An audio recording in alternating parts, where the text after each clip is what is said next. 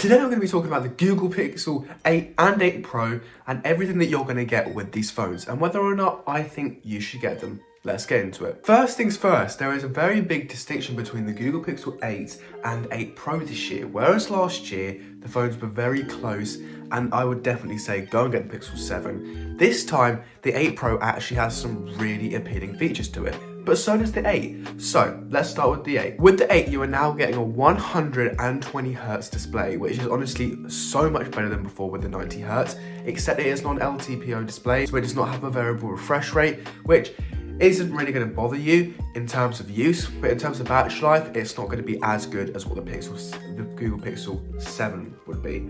But the Google Pixel 8 Pro does have an LTPO display, so that slight difference in displays. This year, the Google Pixel 8 is 6.2 inches and the Google Pixel 8 Pro is 6.7. Now these are very good sizes and I'm very glad to see that Google is still keeping around a smaller phone because 6.2 inches is at that nice spot. It's not too big, it's not too small. What do you mean by that? And honestly, I really like these small form factor phones. They're nice in the hand and they're not as heavy as something like a Google Pixel 8 Pro. Now, honestly, if you are wanting a small phone, this is probably going to be the small phone of the year just because it has Google's software and it has the amazing cameras. So do take that into account if you are thinking of buying a Google Pixel. This year, both phones get the Tensor G3 chip, which is honestly perfect for what Google is trying to do. Now, instead of going for what Apple's trying to do, where they're trying to put as much power into a chip as possible, Google are trying to focus on AI features and battery life.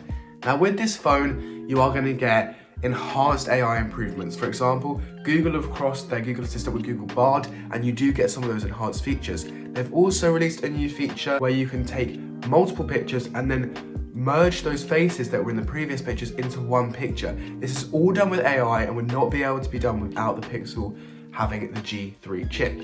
Now, there is also another really cool feature which doesn't really restrict it to the G3, but it is honestly a really good idea. Now, what you do is you can take a video and you can upload it to Google Photos Cloud, and then you can get improved HDR quality, and you can also get improved video quality.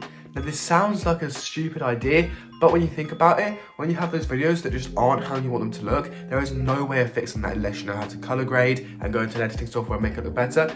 But AI can do it for you, and it will just take a couple hours and it will get back to you with a result. I honestly think this is a really good idea. Now, the Google Pixel 8 gets 8GB of RAM and the 8 Pro gets 12. Now, you're not really going to notice this much other than if you're doing heavy multitasking, but phones are really good at doing their RAM management now, so you're not really going to notice these unless you're constantly swapping between apps and you're having them run in the background.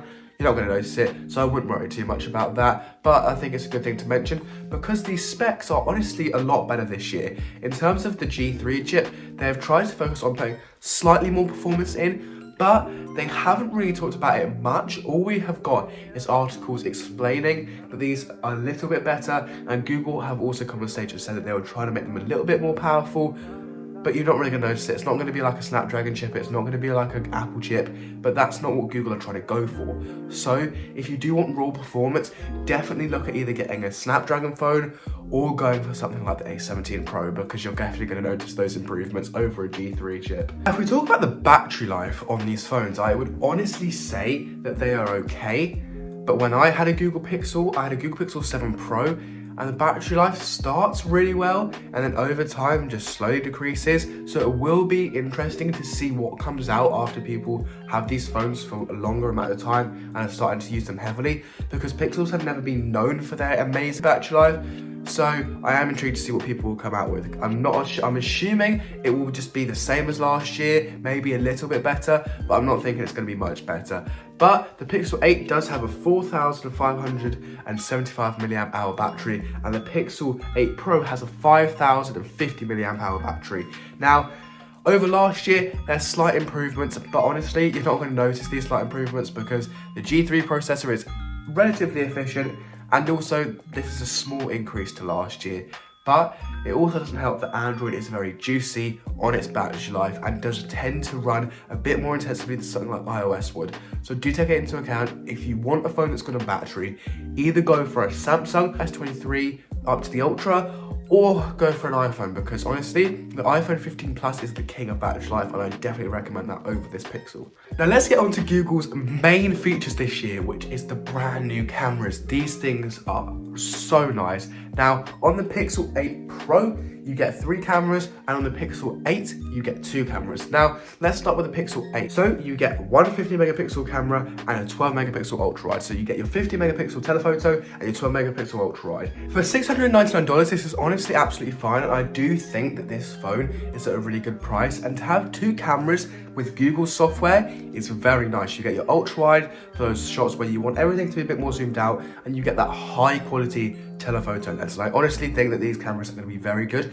and from what Google showed us, they are. I mean, honestly, Pixels have been honestly so good at taking photos and dominating for these past couple of years that I do not expect anything less from Google. But moving on to the 8 Pro, you get a 50 megapixel camera, and that is on the main camera. On the second camera, you get a 48 megapixel telephoto, and on the third camera, you get a 48 megapixel ultra wide. So you basically get 3 cameras that are almost identical. Now, it's honestly really nice to see that there is something, it's honestly really nice to see a phone doing this, because on the iPhones, you get 2 12 megapixel cameras and 1 48, and that's the same for Samsung. You get a 200 megapixel camera and the rest are 12. So honestly, it is really nice to see a phone manufacturer making lenses that are all a similar amount of megapixel count. So I will be intrigued to see what happens when these camera tests come out, to see what people think about having these lenses being such a similar megapixel count. And because the main reason why a lot of people don't notice it is because if they use an ultra wide or their telephoto,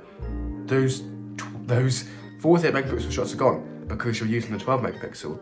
So I am very, very intrigued to see what these photos will be like, and I'm honestly going to be keeping my eye on them. And if I see anything that I think is worth making a video on, I will definitely make one.